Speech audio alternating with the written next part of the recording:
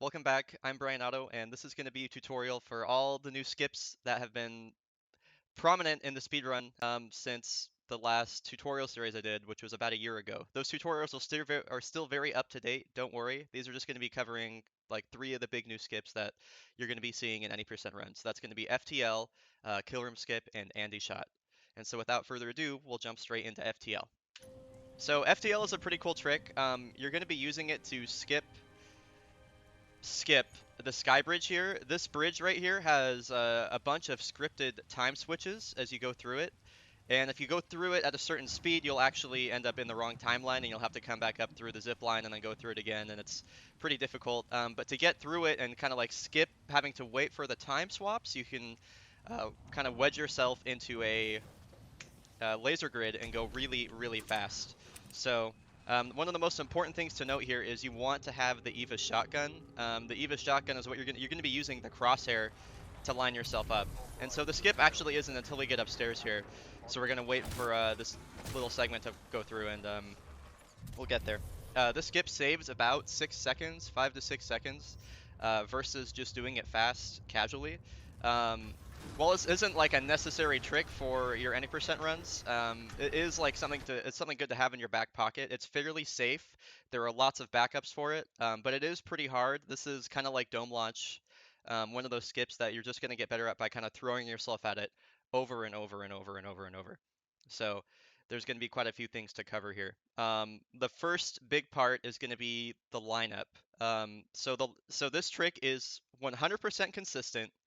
It is just very timing and extremely lineup dependent. The lineup is probably the most important part about getting this trick correct. So when we get around this corner here, you're going to want to run over to this spot right here. So if you look on the floor right here, there's these panels. There's this darker one, and then there's the one right next to it.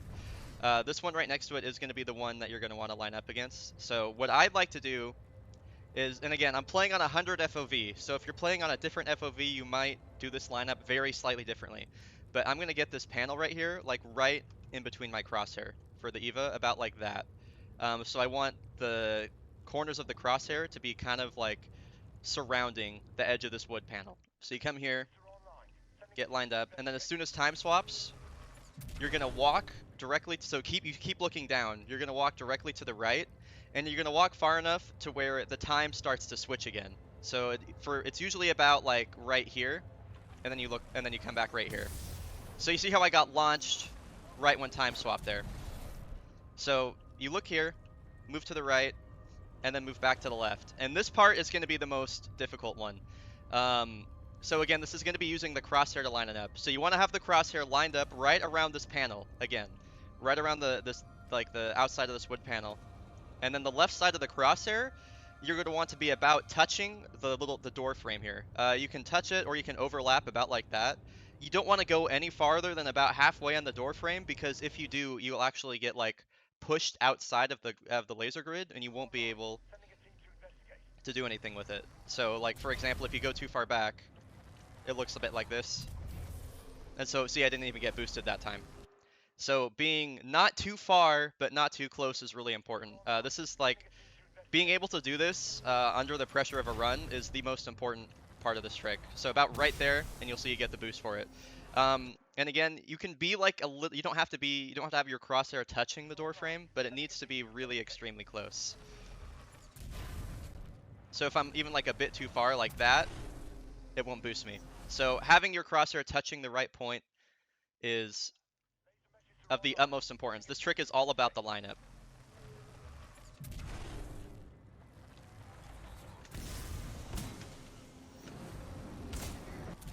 So that's what FTL looks like.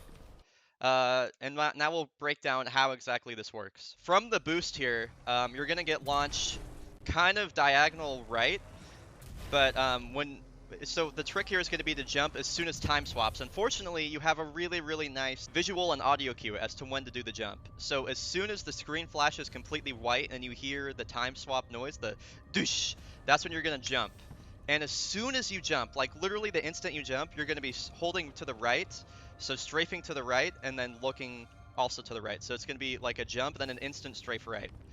This is another part where the EVA is really, really important. Okay, so you move to the right, back to the left, get the lineup, then the screen turns white, jump, and then you immediately look to the right and strafe. This is going to be the part that's probably going to be the hardest to understand, is this immediate jump and strafe to the right. And strafing to the right is super important because it's actually going to launch you kind of at the edge of the door frame, and you have to correct the angle to get back into the door. Like so. You're going to want to make sure to shoot both the grunt and the Marvin. Shooting both of those guys is going to be super crucial. You'll find that like you have a little bit of variance with the lineup here. You can be a little bit higher up or a little bit higher down, but if you are, you just have to kind of correct the angle. And then once you get the angle correct, you're not quite out of the woods yet. You have to worry about shooting the grunts in the face too.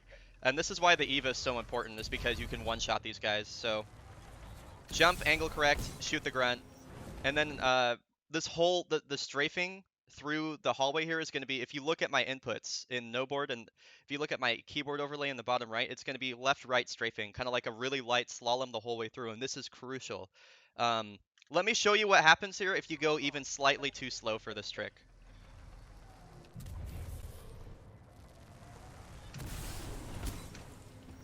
So if you go even a little bit too slow, you could be going fast, but then you'll end up on this side of the bridge here, and you can't actually advance through here. What's fortunate though is you get a really good checkpoint if this happens to you. If this happens to you, you get a really good checkpoint. You load the checkpoint real quick, and then it spits you out right back in front of the trick. So you can just do it again.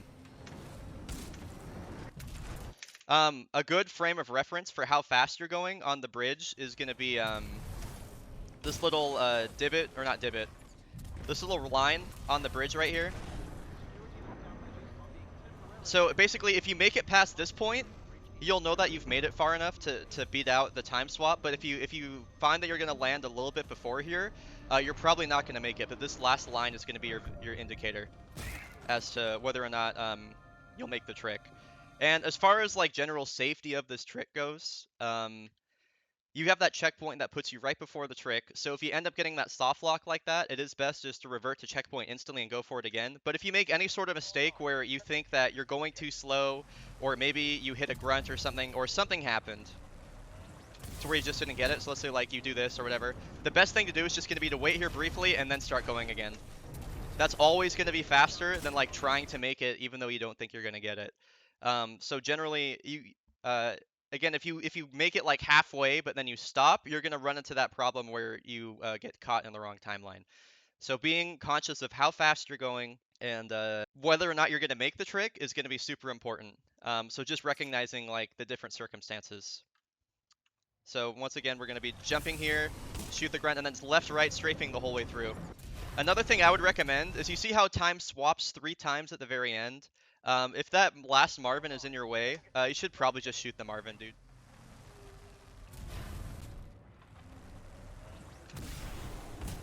So this last Marvin, I'd recommend just shooting him, because sometimes during that last time swap right there, he can get in your way. It's happened to me before.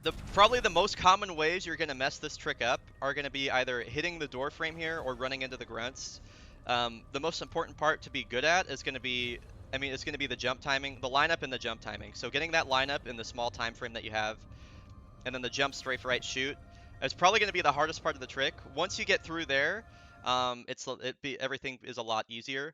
Doing that strafe or that slalom strafing through can be a bit difficult. You just have to be really careful not to side jump, because if you side jump, it eats like all your speed and you won't get the trick. One last thing to be careful of too here is during this final hallway run, there's something in this game called extended slide hopping.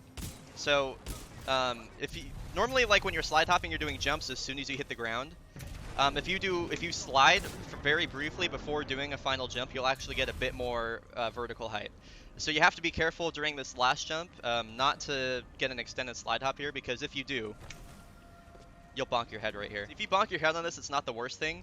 The trigger for the end of the level is about like right here. It's not actually the end of the hallway. Once you come right here, it'll start to fade to black. So even if you bonk there, you just kind of run in and get in, and it's not too bad. But things to keep in mind. And so that is FTL in a nutshell. If you have any further questions or any more questions about the trick in general, please do not hesitate to ask, either in my Twitch stream or in the comments. This video was pretty all-encompassing. Sorry if it was a bit long-winded at times, but in any case, we will move on to kill room skip now. So first thing I'll say about the skip is it's really hard. It could be the hardest skip in the game. There are some runners that have gotten it like a bit easier than I have. Kill room skip is a lot of things. And I personally think the methods I use for it aren't necessarily the best, but they are the ones that I use, and it's still like pretty fast. But there are other runners like Fizzy. The guy had only been running the game for like a couple months, or not even a month, I think, and he was able to get this trick like somewhat consistently. So it just kind of is. I think it's going to come down to how it feels for you. So kill room skip, to just give a brief overview of what it is. It's going to be skipping kill room, which is the segment at the end of this hallway. Where you go into that room and you have to kill the stalkers and the drones. It skips that whole segment. In the end, when you do this kind of like in one fluid motion, it's usually only going to save you about 10 to 12 seconds, depending, sometimes less, depending on your setup time. But it is like a super useful skip, and if you're good with this skip, you can get like sub 2-minute beacon 2s, or like 203, 204. My current PB run has a 204 beacon 2 using this trick. So we're going to be jumping from this wall here over to there. And the main things to keep in mind with this trick are that, I mean, so many things, honestly. The death wall over there is really, really, really high up. So, I mean, if you are like any lower than like that little point right there, you're gonna die. So that's where the main difficulty in this trick comes from. So let's cover what exactly you need to be doing first. So with kill room skip, there's actually, if you just do it from right here, you're gonna soft lock the game. So you have to hit a trigger, and then return to this point for this skip to work properly. So you're gonna come down to the end of this hallway, and the trigger for the skip is actually right here. It's at this panel. As soon as you enter this room here, that's when you hit the trigger. But since you come to this point, the softball is right here anyway, and the softball is a super useful tool, and also one of the ways you can do this skip. There will be 3 different ways I'm covering. So you should absolutely pick it up. And then once you get the softball, if you jump into this guy right here, this guy right here, it's actually gonna death warp you back to the location where you do the skip. So this is an intentional death, and it saves a ton of backtracking. It's really, really fast. So as you can see, it puts you right here, which is right where you do the skip. So awesome death warp. So now we'll cover. I'll start covering all the ways to do the trick. So the first way to do it is going to be via. We'll start with the satchel. You can grab satchels in Effect and Cause 2 or Effect and Cause 1, and then you can bring them all the way to this level. Satchel is not the way I do the trick, it is the way I used to do it, but we will cover it anyway. So, the first thing you're going to want to do is come over here, destroy this drone, because otherwise he gets in your way. And then you're going to grab onto the side of this wall, and you want to land on top of this valve right here. And landing on top of this valve is going to be easier said than done. I usually try to jump on the wall and do like a big arcing double jump to kind of hit the front of this pipe and then land on it. Landing on this valve is kind of a pain in the ass. I just want y'all to keep that in mind. What you need to keep in mind about the satchel boost is that satchels in single player do triple the damage that they do in multiplayer. So getting a proper boost is really, really, really hard. However, satchel boosting, you might find, might be the most consistent version of this skip for you, because you can place the satchel at a certain point every single time, and you can boost at a certain point every single time. But you might find that window where the boost is going to send you across properly is really small, like maybe 1 or 2 frames.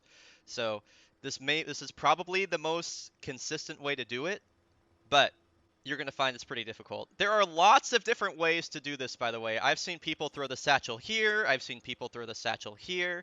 What I personally do, and this is my personal thing, and you might find that this trick works for you in a different way, and that's totally okay. So there's a blob right there. There's a little blotch right there. It's a little orange thing. I'm going to line up the bottom corner of the satchel, the little half circle there. You see that? The little bottom of the half circle, I'm going to line it up touching that orange blotch. This is the lineup I use. And so when I throw the satchel here, as soon as I jump off the wall here is when I'm going to be doing the boost. So what is crucial to doing this trick is going to be getting an edge boost on the wall. And if you're not familiar with an edge boost An edge boost occurs when you jump from a wall during the final frames of like leaving the wall, basically. So jumping about right here. So you'll see I'm kind of like not touching the wall, but I'm still touching the wall, but I'm getting a speed boost as I leave the wall. So right here, that would be an edge boost. So basically, simultaneously when I jump and right as I jump, I'm gonna be exploding the satchel. So some other things to keep in mind alongside the edge boost is that the ceiling right here is a lot lower than it appears. It's not actually up there. There's basically an invisible line starting from this beam that just goes like straight across. So the ceiling is actually, I would say, like a couple feet lower than it appears, and it's really easy to bonk on it. Your positioning on the wall as you wall run on it is going to be super important. You don't want to be up really high because then you just bonk instantly. You can see I even bonked right there. You're going to want to be, I would say, I usually try to do the wall run like about like right here. So I want to be leaving the wall kind of like at that segment. Um, so line up the satchel about there. I'm going to drop from the valve here and then run on the wall about right there, and it should look something like this.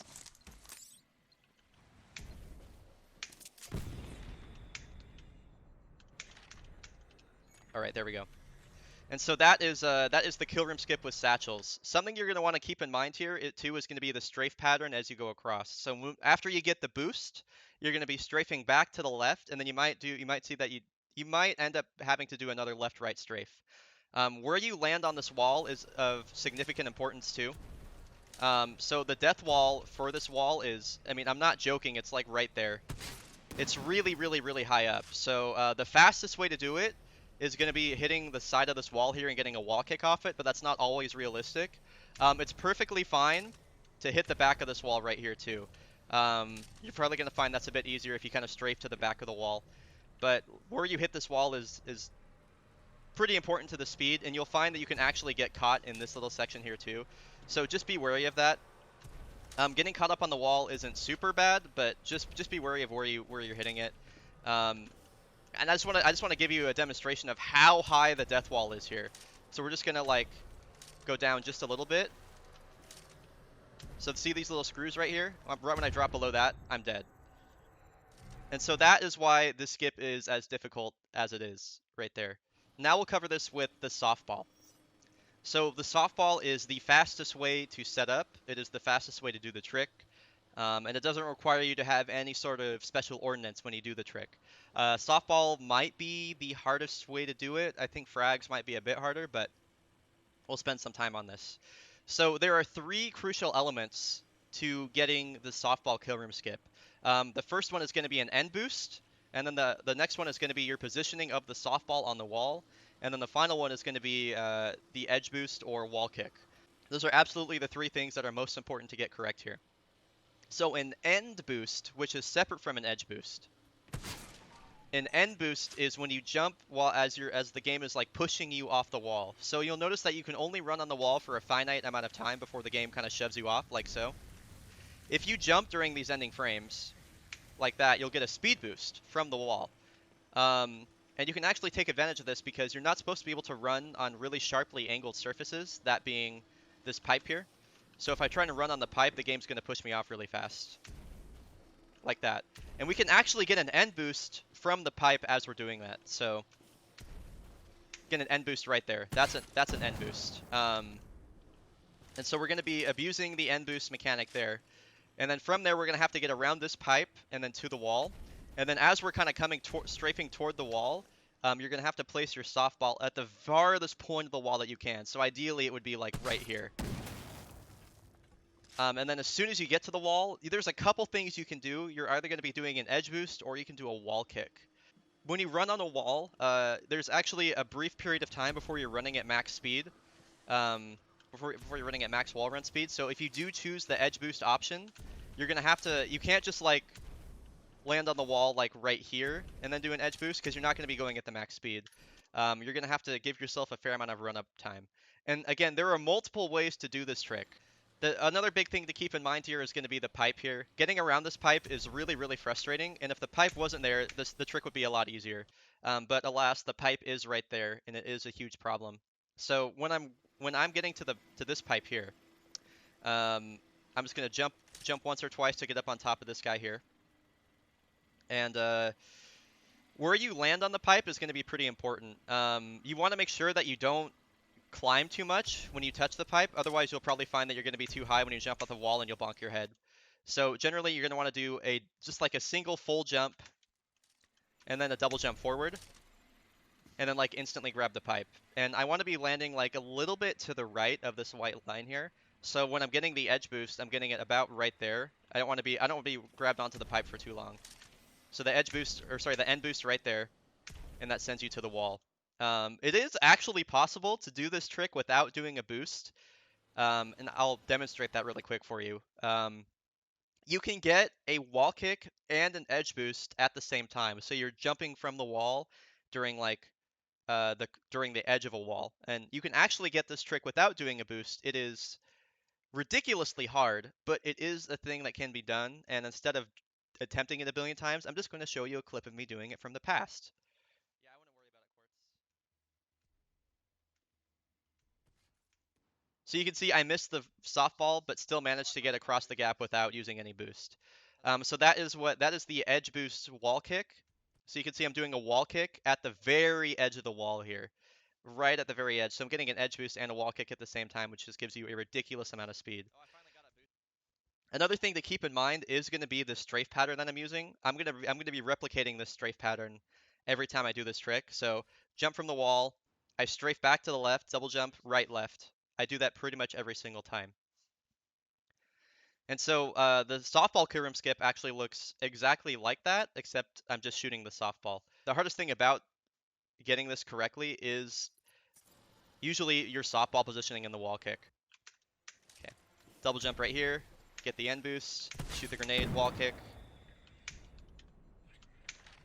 And that is the softball edge boost. So you see how I mimicked that exact same strafe pattern, and that was really, really close. That's about as close as it gets. And so that was with the wall kick. You can actually do this with an edge boost as well. The setup for it generally looks a little bit different, but with the edge boost, I find that you're best suited jumping on the wall a little bit lower, or sorry, jumping on this pipe a bit lower, and then running on the wall for longer. So it'd be like an instant double jump, grab the pipe, end boost. And then once I get right here, I'm going to be looking to land on the wall about right here-ish, and then just running and then shooting the softball so that I time it as I'm running straight across it. So the timing and setup is a little bit different.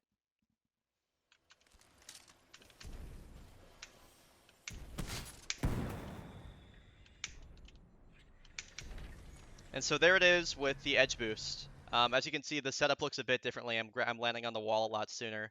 But it's not always going to look like that too. I'll pull up another variant of this trick using the edge boost, and it looks a bit differently. This one in particular was performed by a runner named Fizzy.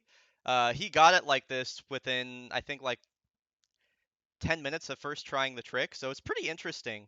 There are different ways to do it, and this trick is very much a feel trick. And so you'll see that with his clip here. The level of execution here is obviously a bit lower.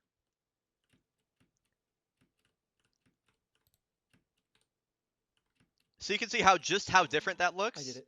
And the fact that he got it. So honestly, with softball kill room skip, it's going to come down to feel, and it's going to come down to maybe a way that works for you that isn't necessarily how I do it. You'll notice with him, he doesn't even get the end boost here. And then, he lands on the wall about right here, and his softball positioning is perfect. It's right on the edge, and he's jumping from a bit higher as well.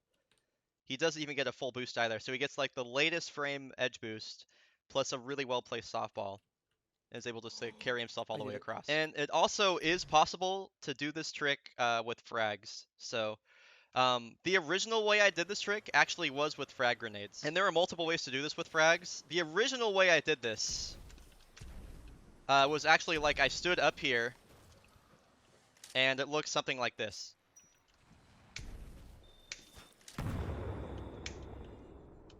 So that's the frag boost kill room skip, and there's other ways you can set this up too, actually.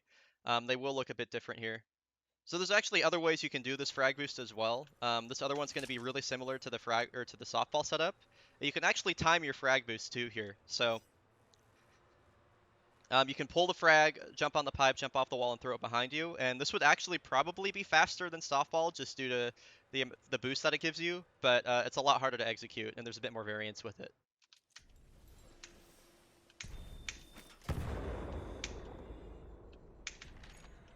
And so that would be how it looks with like the softball setup with the frag. So again, multiple ways to do the trick, multiple ways to execute it. You're welcome to figure out which one you like the best. I personally, in runs, I have a frag grenade and a softball when I get here. I don't actually use frags for the boost, though I could if I wanted. I use frags for the frag boost heatsink skip, which is a small optimization on heatsink skip that's a bit faster. So that is that's kind of kill room skip in a nutshell. It's a really hard trick. If you don't get it the first 50 times, that's totally normal. I want you guys to know I have practiced this trick thousands and thousands and thousands of times, honestly. This is like one of the tricks I've had the most trouble with in the game, though other people have found it easier than me. So just something to keep in mind. I hope this tutorial was informative there. And with that, we will move on to AndyShot. So the final skip of this tutorial that we're covering is going to be AndyShot. This is fortunately way, way easier than either FTL or kill room skip, so you'll find that this one's going to be much simpler to learn. You can do this in a casual playthrough too. It's pretty fun. So for this one, the strats for Sloan Fight are going to be basically identical, but the only difference here is that you want to have your core available at the end of Sloan Fight. So if maybe you haven't seen the Sloan Fight tutorial in Fold Weapon, I'll just run it through for you real quick. I'll just kind of like narrate what I'm doing in Sloan Fight as it's going. I'll do this one for free. I'm gonna fast forward through here. So always with Sloan Fight, shoot her 4 times, melee, just get her to swap, and then as soon as she swaps, you're gonna turn around and force these guys to spawn down here. Get core, use instant core. Well, this isn't going well at all. You know what? I'm just gonna do this fight again. Holy shit. Jesus Christ. Like, what the fuck, dude? Oh, I just loaded the wrong thing. That's annoying. My flame core like went literally nowhere. Speaking of tutorials, you're gonna binge watch and study my ones so you can actually use skips and optimizations. Sounds good, dude. The geometry ate the core. Yeah, isn't that wonderful? It's just wonderful.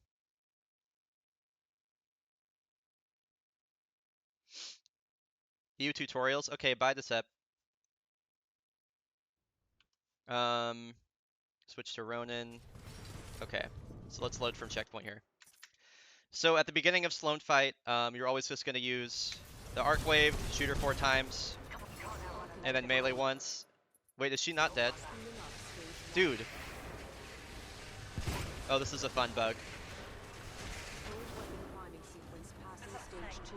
Okay.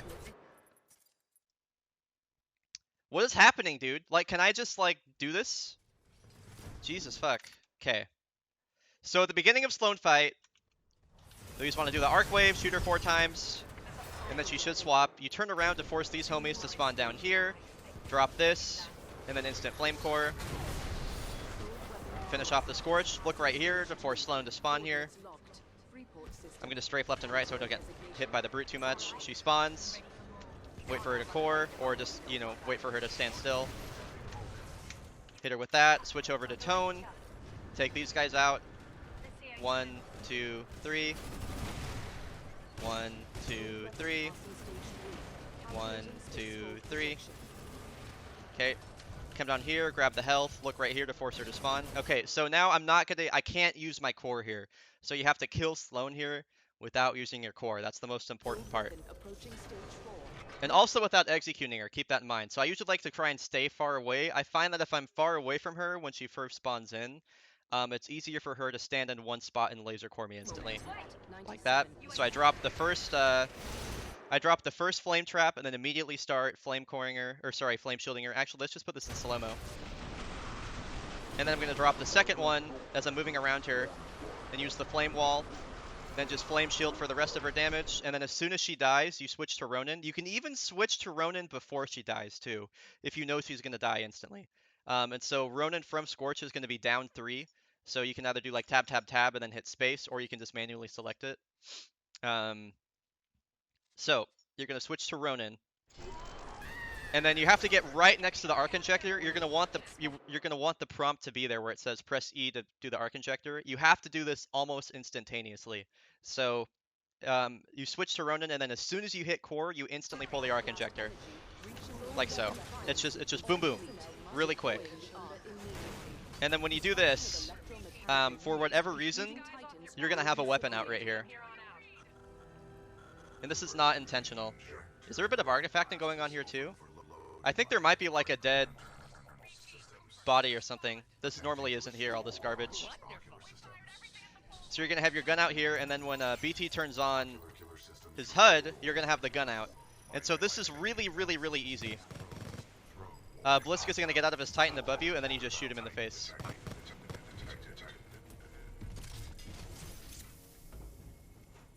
And this is all there is to it. And then he dies. And then as soon as he dies, it skips all of his dialogue and advances the cutscene forward. And that's AndyShot. That's it. The skip is that easy. It just mainly comes down to, you know, making sure you have full core at the end of Sloan fight, and then shooting him in the face. And so that is the that's my new skips tutorial for Titanfall 2. Thank you guys for watching. Keep an eye out for more new tutorials coming. I should be remaking my movement tutorial soon. Hope this was informative. If you didn't feel anything was covered enough, or you still have questions about something, please don't hesitate to ask in the comments or in the speedrun Discord or in my stream. Thank you for watching.